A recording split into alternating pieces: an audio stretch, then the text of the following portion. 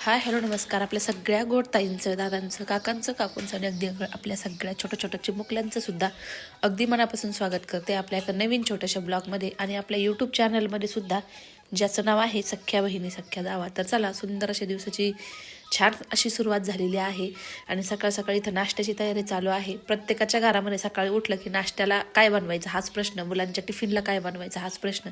तर आता जसा उन्हाळा लागलाय तसा थंडगार पदार्थ किंवा मग टरबूज खरबूज फ्रीजमध्ये ठेवून थंड थंड सगळ्यांनाच खावं वाटतं, दही छाछ. तर मग आता आमच्या घरात तर सध्या टरबूज आणि खरबुजाचे सध्या कॅरेट येता येतं, कारण सगळ्यांना माहिती आहे की माझी 2 नंबरची बहीण, त्यांचा मार्केटचा याचाच बिझनेस आहे भाजीपाल्याचा. तर तिला सांगितलं की ती आपली 500-1000मध्ये मस्त असं एक एक कॅरेट आणून देते. मस्त छोटे छोटे गावरान खरबूज आहेत, गोड आहेत अगदी, आणि टरबूजसुद्धा गोड आहेत मस्त अगदी. तर सकाळ सकाळ 1-2 खरबूज फ्रीजमध्ये कापून ठेवले आणि एक मोठं टरबूज फ्रीजमध्ये कापून ठेवलं की सगळ्यांचा नाश्ता पण होतो नाश्त्याबरोबर, आणि दिवसभर मग मुलं जसं लागेल तसं ध्रुव रुद्र आर्यन जसं लागेल तसं प्लेटमध्ये घेऊन खातात. त्याच्यामुळे एक मोठ्या साईजचं टरबूज कट करून ठेवत असते आणि एक 3 ते 4 खरबूज ते सुद्धा कट करून ठेवत असते. जेवढं खायचं तेवढं नाश्त्यामध्ये खाल्लं जातं आणि बाकीचं उरलेलं दिवसभर मुलांचं चालतं. तर सकाळी तेच म्हणलं, आता कट जर नाही का करून ठेवलं ना तर मग खात नाही कोणी, कारण कट करायचा कंटाळा करतात.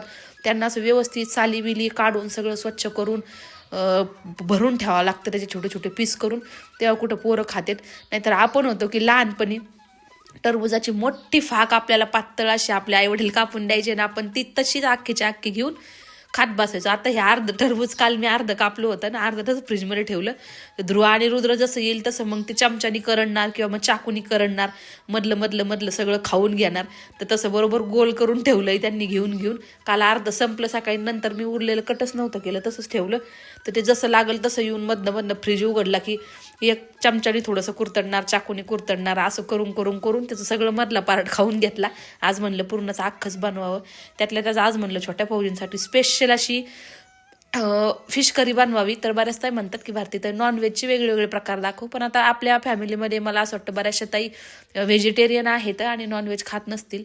तर मग शक्यतो त्याच्यामुळं नॉनव्हेजच्या रेसिपी शेअर करू नाही वाटत, कारण कुणी खातं, कुणाला काय वाटतं, कुणी नाही खात, असं प्रत्येकाचं असतं. पण चला, ती काही वाईट गोष्ट नाही आहे. खाणारे खातात, न खाणारे नाही खात. तर ज्या ताई नाही खात त्यांनी स्किप केलं तरी चालेल, नाही व्हिडिओ पाहिला इथून पुढं तरीही चालेल, म्हणजे आजचा, कारण याच्यामध्ये फिशची रेसिपी मी छान अशी शेअर केलेली आहे. आणि ज्या ताई खातात तर त्यांनी इंटरेस्टनी पहा, मस्त अशी फिश करीची तर रेसिपी मी ट्राय करते, जी की मी बऱ्याच वर्षापासून बनवते. अगदी सोपी इझी आहे. बऱ्याच वेळा काय होतं की आपल्याकडनं फिश फ्राय, म्हणजे माझ्याकडनंच बरेच वर्ष मी अगोदर जसं की खात नव्हते, नंतर खायला लागले, तर ज्यावेळेस करायला लागले तर मला फिश फ्राय चांगल्या पद्धतीने बनवता यायचे, पण करी माझ्याकडनं चांगली होत नव्हती. अगदी कशीही केली तरी कित्येक रेसिपीज मी यूट्यूबवर पाहिल्या, वेगळ्या पद्धतीने करी बनवायचा प्रयत्न केला. हे म्हणजे तू नॉनव्हेजचे सगळे प्रकार चांगले करते, पण तुला माशांची पातळ भाजी कधी बनवता येत नाही, कारण ते वेगळंच व्हायचं माझ्याकडनं. काहीतरी एकदम मसाल्याचा उघडीट वास यायचा किंवा मग काहीतरी होऊन बसायचं. त्याच्यामध्ये फिश टाकल्याच्या नंतर त्याचे तुकडे व्हायचे, असे बरेचसे प्रकार हे व्हायला लागले. पण नंतर मग एकदा मी ज्यावेळेस मी यूट्यूबच्या इकडच्या तिकडच्या रेसिपी पाहून करत होते, तोपर्यंत मला कधीच जमली नाही. पण त्यानंतर एकदा मी माझ्या मनानेच केली, कुठली रेसिपी न पाहता, तर एकदम छान पद्धतीने जमली. आणि तेव्हापासून मी तशाच पद्धतीने फिश करी बनवत असते. तर तेलामध्ये मी खडे मसाले टाकले, तुम्ही पाहिलेच असतील. मासा घेताना चांगल्या पद्धतीचा, म्हणजे कमीत कमी काट्यांचा घेतला तर अति चांगलं आणि tasty. Main means fish Karila, माशांच्या भाजीला हलवा हा मासा जर आपण यूज केला किंवा सुरमई हे जर मासा आपण यूज केला तर त्याची भाजी एकदम छान पातळ होते.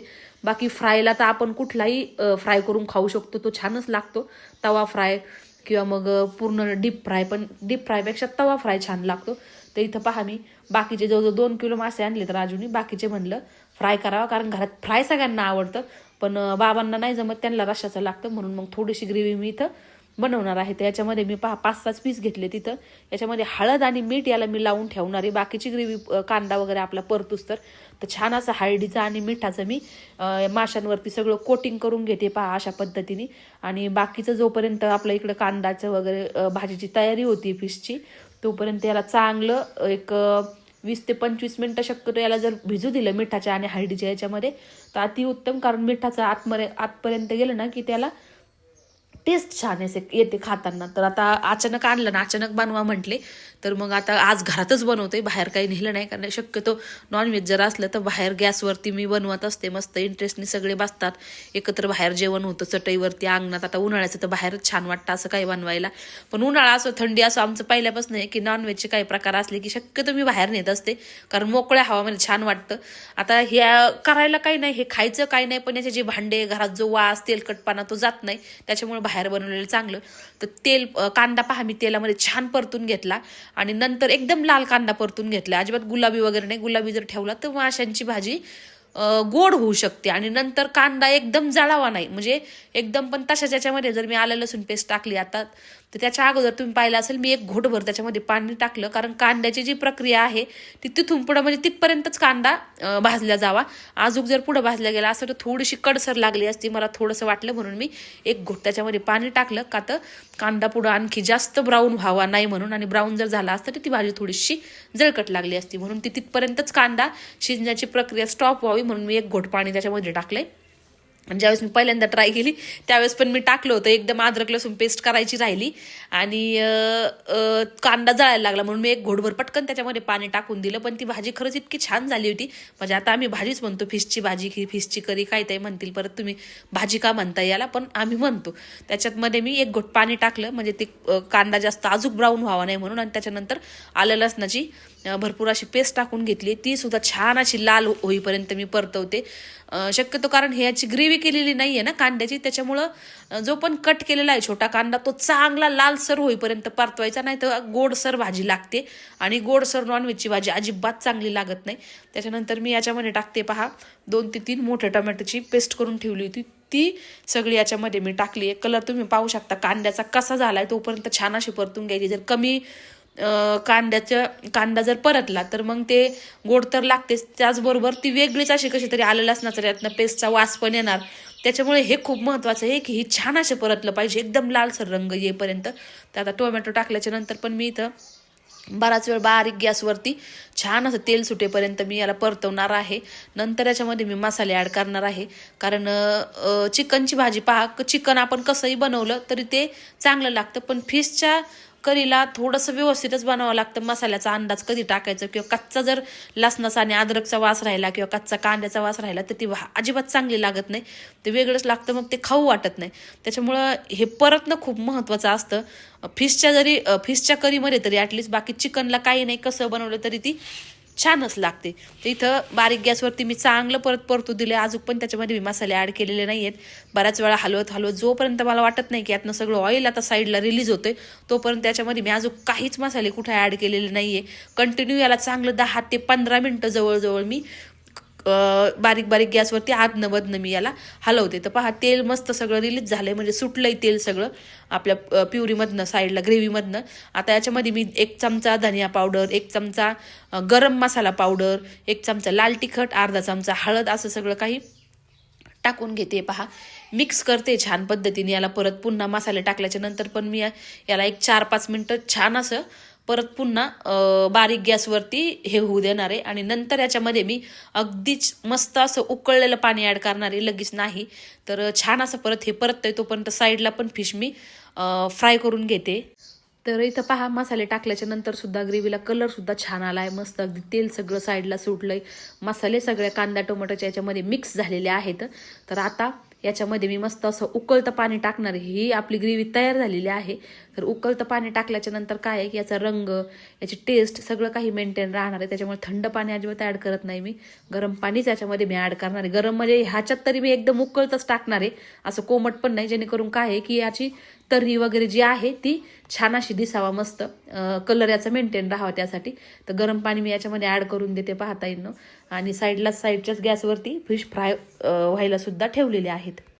तर आता इथं थोडीशीच मी बनवलेली आहे, कारण फ्राय असलं की सगळे कोणी खायला नको म्हणतात, मग बाकीचं थोडीशी ग्रेव्ही घेतात भाताबरोबर, नाहीतर मग सगळ्यांना फ्रायच आवडतं. तुमच्या त्यात मोठे दाजी पण नाही आहेत जेवायला कोण राजू, बाबा, आर्यन आणि रुद्र ध्रुव तर काही एवढं खात नाही, आणि आमच्या दोघींचं जेवण झालेलं होतं. तर मग त्यांच्या 2-3 पुरतंच बनवायचं होतं. तर पहा फायनल तुम्ही ग्रेव्हीचा कलर पाहू शकता. आणि थोडेसे पहा हे माशातलं जे पाणी असतं ना ओलसरपणा तेवढा जाऊस तरच आपल्याला मी फ्राय करते. जास्त असे मी एकदम त्याला कडक करून घेत नाही. फक्त हळद मिठाच्या याच्यामध्ये थोडेसे तव्यावरती बारीक गॅसवरती आलटून पलटून म्हणजे एकदम असं मी त्याला कडक करून घेत नाही. म्हणजे माशामधला जो मॉइश्चरपणा असतो तो फक्त जाऊपर्यंत मी परतून घेत असते, म्हणजे त्याला फ्राय करून घेत असते. आणि आपण बाकी जेव्हा खायला फ्राय करतो त्यावेळेस आपण कडक घेतो. जास्त जर कडक आपण फ्राय करून भाजीमध्ये टाकले तर काय होतं की ती टेस्ट त्याच्यामध्ये रशामध्ये उतरत नाही आणि ती कुठेतरी चांगली लागत नाही. मासे टाकल्याच्या नंतर याला मी अजिबात पळीनी वगैरे काय हलवणार नाही. असं थोडंसं उलटणं घेऊन फक्त कडेनीच हे करणार आहे, कारण त्याचे तुकडे व्हायची शक्यता असते. कारण ऑलरेडी आपण त्याला हे करून घेतलेले फ्राय. एक 8 ते 10 मिनिटच मी फ्राय केलं, जास्त नाही. कारण पूर्ण म्हणजे आपण जे म्हणतो ना 80% कुक तशा पद्धतीने एकदम असं पूर्ण पण त्याला मी माशांना फ्राय करून घेतलं नव्हतं. तर इथं पहा मस्त अशी भाजी तयार झालेली आहे. फिश करी तयार झालेली आहे. भारी होती, सिंपल आहे. नक्की ट्राय करा. गरम मसाला ऍड करायचा फक्त, जो किचन किंगचा असतो ना, घरातला एकदम नाही, मार्केटमधून आणलेला गरम मसाला तो टाकला होता मी. घरातला टाकला तरी छानच होणार आहे, पण मी मार्केटमधला टाकला होता तर पहा छान असा रंग सुद्धा आलेला आहे आणि टेस्टी ही तितकीच लागते. एकदा नक्की ट्राय करा. सिंपल साधी सरळ रेसिपी आहे ताईंनो, ज्या ताई खातात त्यांच्यासाठी सांगते मी. आता मी इथे गॅस बंद करणार आहे, कारण फिश त्याच्यामध्ये टाकल्याच्या नंतर एक 5 ते 6 मिनिटच मी शिजू देणार आहे. जास्त वेळ जर शिजलं की परत त्याचे तुकडे होण्याची शक्यता असते. तर चला, सगळं मस्तपैकी काम आवरलंय आणि सगळ्यात अगोदर तुम्हाला गुड न्यूज सांगते. तुम्ही म्हणता आज काय एवढं भरलं कॅन दिसतंय आणि एवढं दूध कुठनं आणलंय, तर सगळं सांगते बघा. तर तुम्हाला सगळ्यांनाच माहितीये आपली जानकी. तर गुड न्यूज अशी आहे, चंदन आणि कस्तुरीला तर 3 पिल्ल झालेच बघा. ती एक गुड न्यूज आली. आणि लगेच आपली जी जानकी आहे म्हणजे आपली गाय आपण आणली होती पहा, आणि काही कारणास्तव तिला टोळीमध्ये सोडली, तर तिला सुद्धा पिल्लू झालेलं आहे पहा. आणि तिचंच मस्तपैकी ताजं दूध सकाळी आले, म्हणजे आताच हे जाऊन घेऊन आले. तर बघा गावरान गाय होती आणि त्याचं पिवळं जरी दूध बघा मस्तपैकी आता रोज गाळून घेता. हा, गाळून घ्यायचं पुढे लक्षात आहे माझ्या. तर माग बरेच दिवस झाले आली नाही गुड न्यूज, आणि अचानक सगळीकडूनच आली बघा. मस्तपैकी चंदन कस्तुरीला पिल्ल झाले, जानकीला पण झाले. तर काय बघा मस्तपैकी गावरान गाईचं आणि टेस्टी दूध लागतं बघा. असं दूध किती पैसे देऊन सुद्धा गावरान गाईचं दूध भेटत नाही. तर आता आम्ही म्हंटलो होतो, दाजी पण म्हटले होते एखादी जोडी चांगली भेटली कामाला तर लक्ष देणारं कोणी भेटलं तर नक्की मग आपण तिला परत आणणार आहे. तिथं चारा पाण्याचं सगळ्या गोष्टी आपण तिला तिथं सगळं पोहोच करतोय. आता भेटायला जावं लागेल बाई सुटडा घेऊन. जाऊ ना भेटायला जावं लागेल. लगेच कॅन सळते दुधाचं, लगेच हे करते. आता रोज दूध येत जाणार आहे, आता रोज एवढं दुधाचं इंडक्शन वर ठेव तापायला स्वाती. आपल्याला जायचंय ताई, तोपर्यंत होईल का? तर चला, तर चंदन कस्तुरीच्या पिल्लांचे नाव तुम्ही कालच्या परवाच्या व्हिडिओ मध्ये भरपूर काही नाव बघू आपण. अजून 2 दिवस त्याला भरपूर असे तुम्ही नाव सुचवलेत, तर बघू आता अजून 2 दिवस लाईक येतील त्या व्हिडिओला.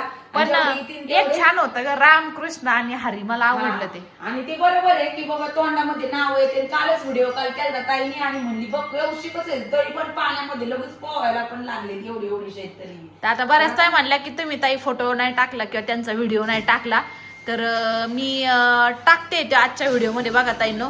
पण काय आहे ना की तुम्हाला समोर जाऊन दाखवायचे आहेत आम्हाला. इतके छोटे छोटे मस्त अगदी भारी एकदम. थोडासा येल्लो कलर आहे पण तो नंतर बहुतेक व्हाईट होऊन जाईल, त्यांचा रंग आहे ना ग. तर मग आता तसंच तुम्हाला जानकीच्या पिल्लाचं सुद्धा नाव सुचवायचंय बघा. तर बघू आता होतंय काय. कामाचा लोड आम्हाला लई येतोय. नेमकं घरातलंच आवडतं आम्हाला. 11 वाजते पुढचं दिवसभर संध्याकाळी आलं संध्याकाळचं काम. आणि मग म्हणून आम्ही तिला पण करमत नव्हतं म्हणून दिलं. तर आता परत आणायची तर लई इच्छा आहे चंदन कस्तुरीला पण यांना बी. पण आता करायचंय काय नेमकं तेच समजा ना. चंदन कस्तुरीला लगेच आणून नाही जमणार. पिल्ल थोडीशी नाही, बऱ्याच दिवसांनी म्हणा, पण मला पिल्ल मोठे झाल्याशिवाय नाही. कारण आमचा जो चिंटू आहे ना ते जरा आगावे, एका घासात एक पिल्लू खाईन. लय बेकार लय खतरनाक कुत्र येते. सिटी राणी आमची गरीब होती, पण चिंटू लय बदमाश आहे कुत्र, लय बदमाश. तेच ना, मग आता जानकीला बी आणायचं म्हणल्यावर स्पेशल तिच्यासाठी बघायला माणूसच पाहिजे. दिवसभर समजा आम्ही चारा तिला जोपर्यंत होतो तोपर्यंत विकत चाऱ्याचं म्हणजे बांधून चारा नको म्हणते ती खायला. समोर टाकलं तरी बाबा तर तिला एकदा दोनदा बाबांनी काठ्या हे केल्या आणल्या होत्या किती खातच नाही बाबाची तळतळ ही की काय चवाची गाय नाही आणि ती अजिबात खात नाही. मग तिला सवय लागली होती ती टोळीत खायची किंवा मग चरायला जायची मोकळी. आणि आपल्या इथं चरायला जायला कोण नव्हतं तिला घेऊन. दिवसभर ते डोंगराला चरणार मग ते येणार ती म्हणजे चरायला जाणाऱ्या टोळीतली गाय होती ताई. आणि आम्हाला कसं वाटलं बारीक पिल्लू आहे होईल मोठं आणि जागच्या जागी खाना पाण्या टाकल्यावर होईल, पण ती काय ऍडजस्ट करून घ्यायलाच तयार नाही बिचारी म्हणल्यावर मग त्याला विलाज नाहीये. तर आता चला हो जोपर्यंत आणता येईल तोपर्यंत गावचं दूध आपल्याला येणार आहे. मग मस्त पैकी आपल्याच गोशाळेत येते तिथं आपले नातेवाईकच आहे रे, त्यांचीच गोशाळा आहे. आता ह्यावेळेस आपण तिकडं पण एक चक्कर मारणार आहे कारण त्यांना पण प्रॉब्लेम येतो 2-1 महिने उन्हाळ्यामध्ये. तर जोपर्यंत म्हणजे बाकी ती म्हणजे ती गोशाळा भरपूर मोठी आहे मागच्या गोशाळ्यापेक्षा आपल्या. तर दोन्ही याच्यामध्ये आपण थोडं डोनेशन आम्ही देणार आहे आणि तिथं व्हिजिट करणार आहे तर गोशाळेमध्ये. म्हणजे ज्यावेळेस आता पावसाळ्यात प्रॉब्लेम उन्हाळ्यात प्रॉब्लेम येईन गायांना त्यावेळेस. आता सध्या तर आहे अजून महिनाभर जाईल नाही ना ग, अजून महिनाभर जाईन चारा डोंगरावरती आणि तिथून पुढे थोडासा प्रॉब्लेम. छोटा होता त्यावेळेस गावरान गाईचं दूध म्हणते पचायला पण चांगलं असतं आणि पौष्टिक पण असतं. तर भेटलं तर बघितलं तर आता गावरान गाय खूप कमी प्रमाणात राहिल्यात आणि दूध पण बड्या मुश्किलनी मिळतच नाही. पण आता आम्हाला पाहू आता कवर येत आहे तोपर्यंत, कारण लांब येते भरपूर ते अर्ध्यापर्यंत चास मध्ये आणून ठेवतात आणि मग तिथून पुढे परत आता 2 दिवसापासून हे आणते. तिथून पुढे बघू आता कसं काय करायचं. आता तिथं ते मंदिराला किंवा बरंच हे चक्कर असते यांची किंवा मग रस्ता करणं थोडंसं आते ना ती गोशाळा, तर हे थोडंसं लक्ष देते तिथं.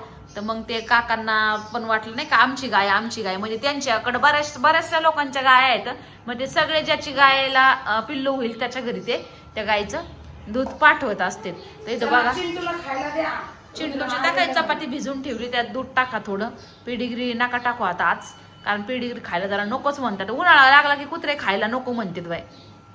त्यांना नुसतं पाणी लागतं पाणी थंड दही वगैरे असं नको म्हणतो खायला. ते फिनाईल जेवण करायचंय आणि लगेच जायचं तिकडे. हा ना 12 मोठा टेम्पो आला कसला पार्सलचा टेम्पो इकडं कुठं इकडं नाही त्यांना सांग ना स्वाती ओ, तिकडं काय का दादा सांग पार्सल सांग ऐका ना भाऊ.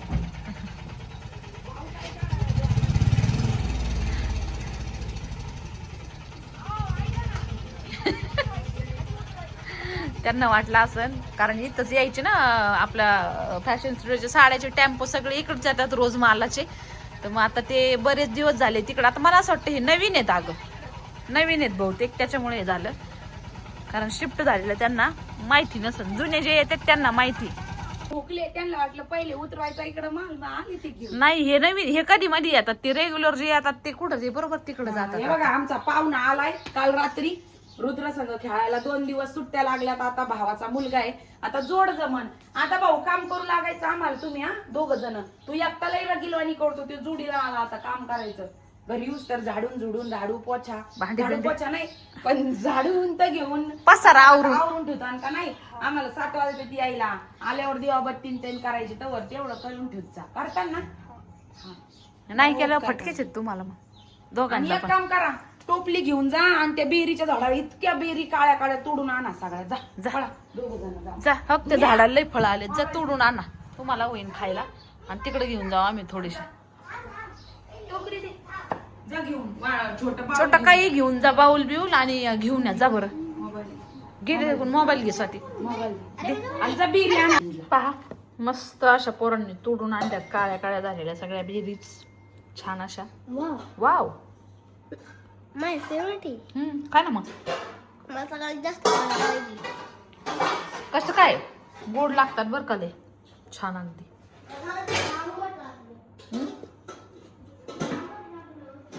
आंबट लागलं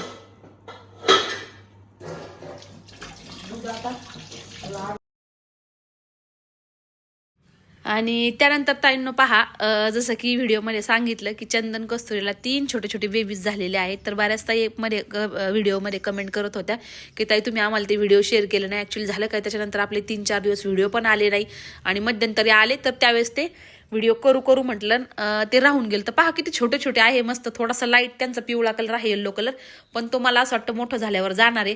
आणि झालं त्याच्याच लगेच त्याच दिवशी चालायला लागले. दुसऱ्या दिवशी पहा पाण्याच्या लगेच त्याच्यामध्ये डबक्यामध्ये खेळायला वगैरे मस्त पोहायला सुद्धा लागले. म्हणजे त्यांना ते पोहायला शिकवायची सुद्धा गरज लागली नाही. मस्त चंदन कस्तुरी बरोबर छान असा एन्जॉय करतात पाण्यामध्ये. लगेच ते पाण्यात त्यांचं खेळणं, दुडू धावणं इतकं छान अगदी मस्त वाटतंय पाहायला. आता कधी पाहायला जायचं योग येतोय. मी आणि स्वाती खरं तर आम्हाला वाटत होतं तिथं जाऊनच सगळे व्हिडिओ हे करून तुमच्याशी शेअर करावा, पण एवढ्या 1-5-6 दिवसामध्ये आम्ही नक्कीच चक्कर मारणार आहे. कारण स्टुडिओचं आता सध्या आपलं काम पूर्ण झालंय आणि शिफ्टिंगचं थोडंसं काम चालू आहे. त्या गोंधळामध्ये थोडंसं जमलं नाही, पण बघायला व्हिडिओ कॉलवर पण एकदा दोनदा पाहिलं. आणि हा एकदम जवळचा फोटो झाल्या ज्या दिवशी झाले त्याच दिवसाचा हा फोटो आहे. पहा किती क्यूट आहे. त्या नक्कीच छोटे छोटे बाळ सगळे त्यांना पाहून खुश होणार आहेत. तर चला ज्यावेळेस आम्ही प्रत्यक्षात जाऊ त्यावेळेस नक्कीच दाखवू. तर ताईंनो आजचा व्हिडिओ इथंच थांबूयात. भेटूयात आपल्या उद्याच्या व्हिडिओमध्ये. तोपर्यंत व्हिडिओ पाहिल्याबद्दल सगळ्या ताईंचे मनपूर्वक आभार मानते. आणि कोणत्या कोणत्या चिल्या पिल्लांना चंदन कस्तुरीचे हे बेबी आवडले नक्की सांगा. छोटे छोटे पिल्ला आवडले. धन्यवाद सगळ्यांना. बाय.